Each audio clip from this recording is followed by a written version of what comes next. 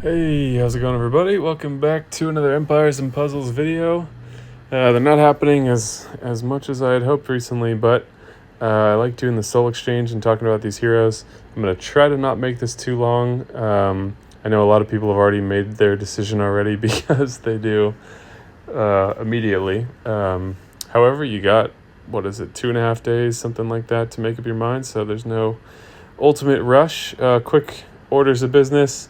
As always, if you want to try another game that has a much longer hero lifespan, then check out Gemstone Legends. I'm still using heroes that I got when I first started playing, and they're competitive in the meta, which is unfortunately not an aspect of Empires and Puzzles anymore. Even my roster is starting to feel pretty dated, and it's quite extensive, so that's a little disappointing. Also, I'm doing a lot on my other channel lately that I mentioned a while ago. You can see a link in the description for that as well. It's called Men Search for Meaning. It's a very close friend and I talking about all kinds of relatable aspects of life and funny things and interesting things, and taking the same approach that I have applied to this game to more broad topics of life. And currently we are doing our response video to The White Lotus, which I think is the best show on television right now. So if you like that show and are interested in diving a bit deeper, forming theories, that kind of stuff, check that out as well. All right, so we got the usual 10, 15, and 20 categories of heroes. It's hard to say if this is a better crop than it has been. I feel like the one before this was the best, but I also have many of these heroes. So we'll go through it pretty quick. I'm not going to touch on everything, so keep in mind you have passives that you can factor in, but those are more of like the garnish on the hero in most cases, and you should choose them for their base function and let those things be above and beyond. So basically here you have a silence to 3 at fast speed, 480 damage to the target, minor to nearby, silence for 3 turns, and then caster nearby allies resist new effects that block usage of special skills. So that's pretty nice. Average speed is the killer there. As always, I'm biased towards offensive heroes, and for offense, fast is best. Next up, Queen Guowang, or maybe nothing like that at all. Again, average speed. She's a lot older. Deals 330% damage to all enemies. Keep in mind that attack stat is pretty damn low. Like, we're seeing stuff that is 500 higher. Or more in some cases. All allies get 10% mana every time an enemy uses their special skill during 4 turns. So that still puts you in a bad spot. She was popular on defense for a short while. Caster gets Vengeance. If Vengeance is dispelled, all enemies receive 525. That's extremely low. This was kind of like the precursor to the, like attack down, and if you cleanse it, you take 1,200 damage or something like that. So hard to recommend her, really. We got Hero of the Month. Deals 250 to all. Summons a Fire Tiger Fiend. 45% attack is pretty low. Absorbs 45% health. When they have the Fiend, they cannot cast Taunt, and they get plus 10% special skill damage, which is pretty low. So passive is nice. Again, make sure you look at those things before you decide. Ignores taunt, so even when it's active, she'll go around it, which is pretty cool. Kettle, kind of funny to see him in this low tier because he's probably one of the newest heroes on here. The killer is slow speed, and you have I forget what the percentage is. You have a 10% chance of this blowing up in your face, 45% chance of hitting the other two. So I don't like heroes like that. Can't rely on it. You're either recovering health and growth of defense, or you're dealing damage and giving poison damage. So I can't imagine a team where it doesn't matter which one of those you're getting, and 10% that it goes bad. So even without the 10%, I wouldn't love this hero, but he'd be better. So not a big fan. Costume Heimdall. Slow speed. Each defeated ally has a 50% chance to get revived with only 20% HP. 50% attack for 4 turns. All allies regenerate 672 boosted health for 4 turns. not bad. Pretty solid reviver. Stat-wise, he's definitely starting to fall behind. The attack stat looks a bit high, so I would imagine that defense can be higher with the right emblem path, but slow speed revivers, I don't know that they're really playing much of a role in this game right now, so I thought it'd be cooler than it actually was using heroes like this. It wasn't my style personally. All right, so of those, I'd say the first two are the most interesting. I would probably give the edge to Mortimer here. A pretty solid edge, I'd say. So next up, not even going to try to say that. I want to try, but I don't know where to start. All right. Fury of the Mountain Lord reduces max health of all enemies by 800 over 4 turns. It should just be immediate. It's stronger if they have boosted health already.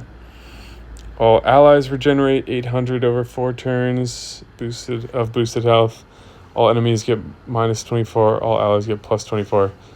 Not very good in my opinion. Don't know why he's in the 15 category. I could see him being in the 10 category. Honestly, you could swap him and Mortimer, I think, because mana control heroes are... I guess Silence doesn't control mana, just special skill usage. But, yeah. It's nice that he's affecting your team, the enemy team, but it's easy to just completely block his effects. There's no direct damage, so if he's the last hero you have left, probably not going to win. So yeah. Winnie is a bit appealing in the 15 category, except for the fact that she is slow speed. Offensively, I feel like slow speed heroes are dead unless they're like toon heroes and they're just totally overpowered because of their passives.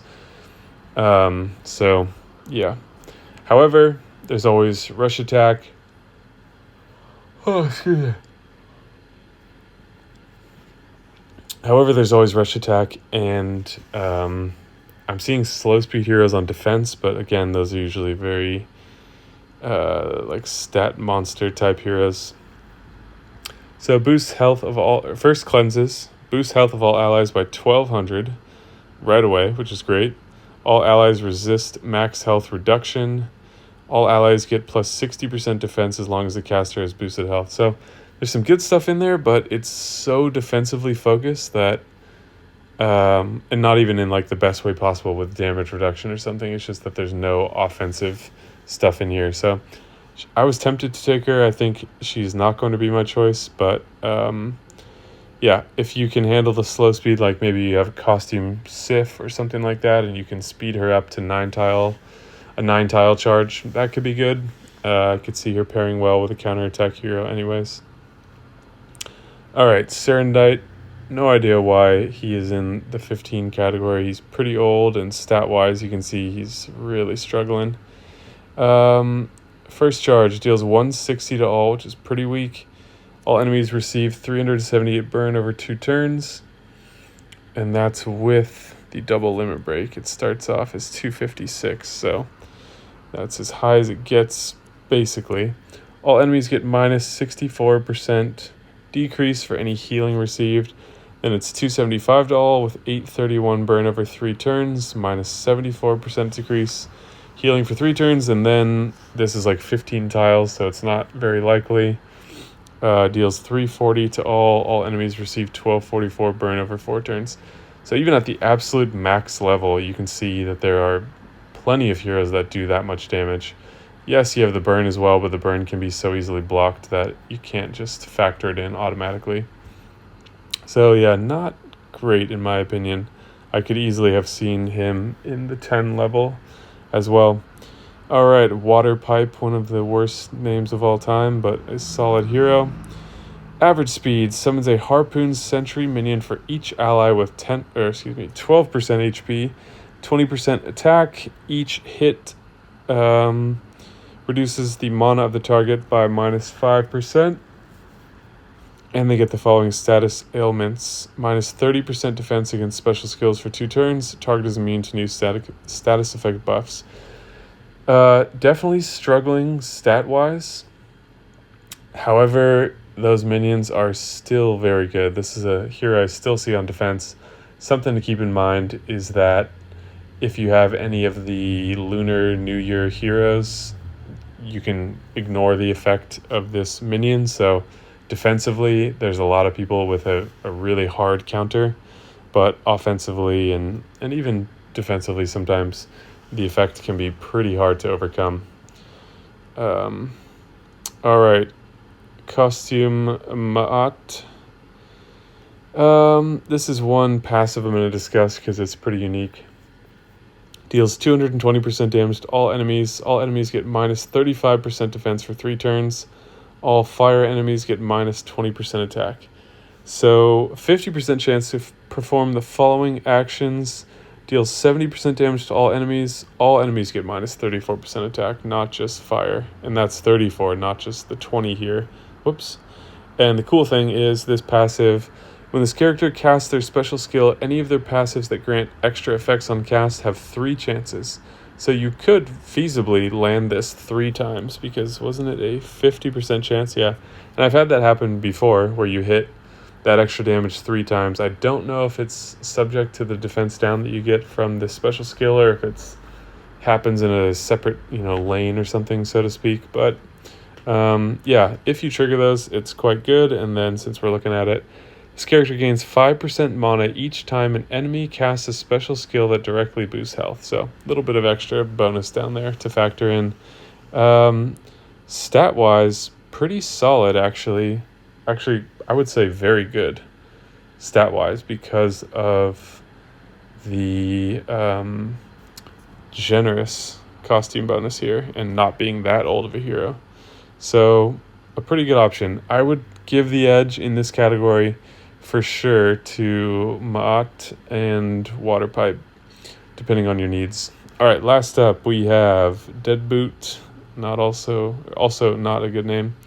Very fast speed, steals all dispellable buffs from the target and randomly distributes them on allies. Deals 375% damage to the target. Deals an additional 50 per transferred status effect buff up to 625. So that means you need 5 buffs distributed to get the max damage, and then Wither, target gets minus 300 defense. So I often talk about PvP offense. Of course, there's also defense, and there's also Titans and stuff. So this Wither effect can be really good on Mythic Titans and other Titans. I use this hero on my Titan team, and that's pretty much it. The damage is, if it started out a bit higher, that would be better.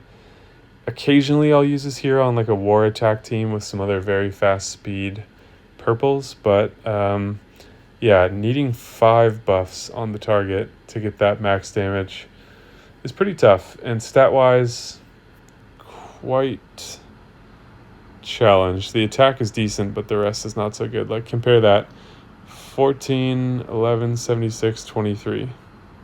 I mean, this is like way higher, so yep. All right, very surprised to see Kushanku on level 20 here. Stats are okay. I still use this hero with no limit breaks, because with a Bard hero you can get that first charge in only 4 tiles, which is quite good. I think you need a Bard hero, or it might just be a level 29 troop. I can't remember. Mono troop. Wizard troop, excuse me.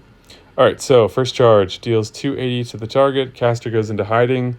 While hidden, can't receive new status effects or stacks, and receive damage is reduced by 20%. When the caster comes out of hiding, they deal 347 to all enemies who use special skills while the caster was hiding. It should just be all enemies, but that's just what I think. Target automatically casts mindless attack on a random ally when mana is full at the start of the turn during 2 turns.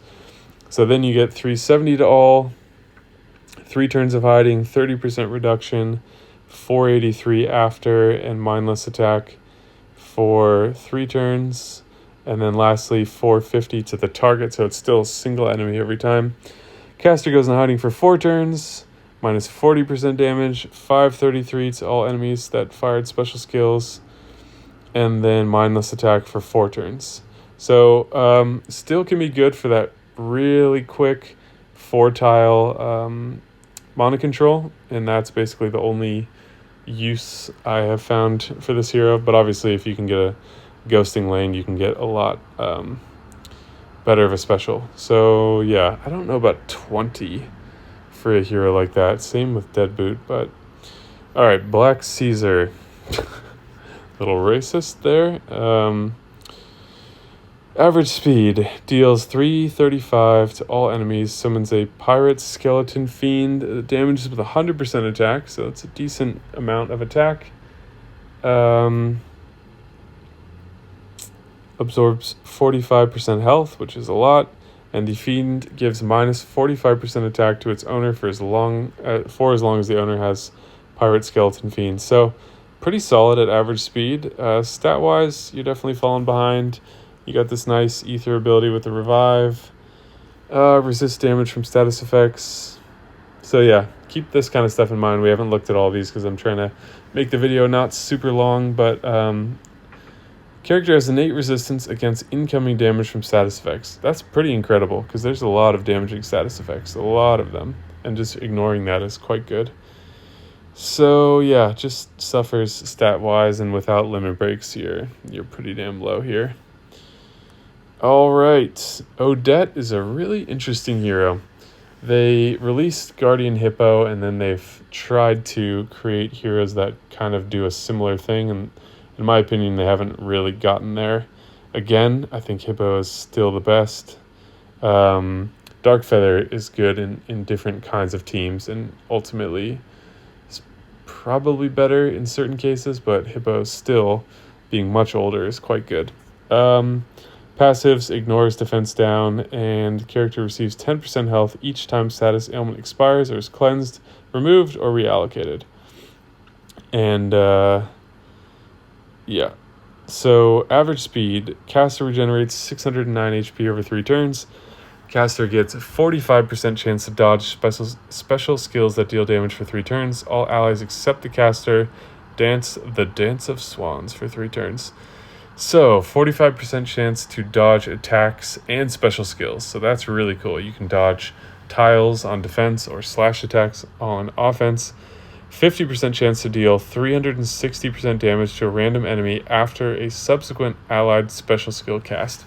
So let me know if you found a really good team for this hero. I got her and did not find a really good team. I've definitely played around with her, and the ability to just dodge all damage like that is very cool. However, it's only a 45% chance, and you're relying on this 50% chance. Something about this mechanic is just not as good as other similar types of heroes, but if you found a good use, I want to hear about that.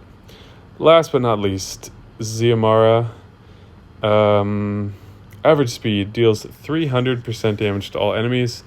Caster gets additional plus 100% power for the next special skill they cast. The additional power increases by plus 25% each turn, up to a maximum of 200%. So this is a hero that I also use sometimes on one of my weaker teams, and she can be good, but I don't know. It's like being average speed, needing to wait for this to get stronger. It's like, yes, can it be strong? Absolutely. With defense down, can this wreck other teams? Yes. Is it hard to make that happen, though? Also, yes, and that's the downside. All enemies receive mana corruption for 4 turns. Each time an afflicted enemy receives mana from an additional source, they receive 400 in damage. Mana added for defense team at the end of their turn or from matching tiles activates mana corruption only if the target has a mana generation buff or positive mana generation stack. Mana additions from other sources always activate. So if you're attacking a team on defense and they have no buffs, just because they gain mana at the end of the turn does not mean that this is going to trigger, and it won't. So yeah, my choice in this category. I mean, she's probably the best. I would say Black Caesar and Xiomara the best two attackers. Harder to put her into a category, and for me, hard to find a team where she excelled. And then these two are more niche uses. So I think I'm probably going to take a second water pipe. I already have all the heroes in the 20 category except him, and I just don't think this is really my style. I thought about taking Winnie, but it's like, what am I going to use her on? Just rush attack? I'm not sure I want to go that far just to level up a hero for such a limited portion. And then Mortimer, again, could be good in rush attack. Wouldn't use him offensively because of the average speed. It's just too hard to depend on that. So yeah, those are my thoughts. Let me know what you guys think in the comments below, if you've already decided or if you're still waiting to make up your mind. And if you're interested, check out Gemstone Legends from the links in the description below. There's the links for iOS and Android. It's a good game, a lot of benefits to it. Nothing more to say besides that. And then also, if you want to hear my thoughts more on things, I see comments of people saying, oh, I miss your videos, and I do want to make more videos, but I think my interest is waning a little bit as they continue to sort of drive the game off a cliff. But there's also my other channel where I talk about a lot more relatable things than just this game, and I think there's value in them for everyone. So if that's something you're interested in, be sure to check that out as well in the description, and the channel is called Men's Search for Meaning. Thank you guys so much for watching. Good to see you again, and I'll see you in the next video.